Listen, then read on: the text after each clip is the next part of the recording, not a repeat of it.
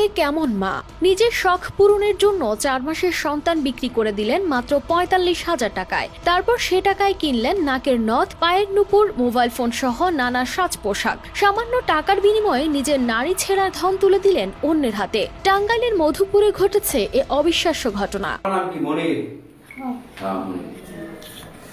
বলা হয় সন্তানের সবচেয়ে নিরাপদ আশ্রয় মায়ের কোল। তবে এই ঘটনায় প্রশ্ন উঠছে, তবে কি মায়ের কাছে সন্তানও নিরাপদ নয়? টাকার লোভ, সম্পর্কের ভাঙ্গন নাকি মানসিক বিভ্রান্তি? ঠিক কী কারণে এমন ভয়ঙ্কর সিদ্ধান্ত নিলেন এই মা? টানা সপ্তমবারের মতো বেস্ট টিস্যু পেপার ব্র্যান্ড হিসেবে স্বীকৃতি পেয়েছে বসুন্ধরা টিস্যু।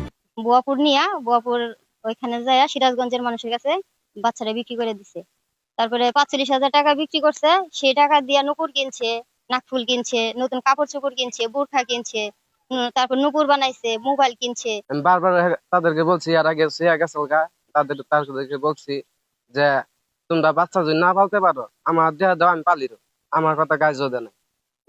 এই করবাই করে মেলাবার শেয়া গেছে গা। এখন আমার বাইশটা যদি ফিরে আইসে আবার ফিরে, আমি নিজেও কখনো করতে পারি না যে বাইশটা ফিরে আবো। তখন আমার বাইশটা আইসে, আমার বাইশটা আমার নিজে পুলার না গালাই দেখি। আমি মেয়েটার বিশ্বাস চাই, যারা যারা জড়িত আছে তাদের ব্যক্তির বিশ্বাস চাই। 2 বছর আগে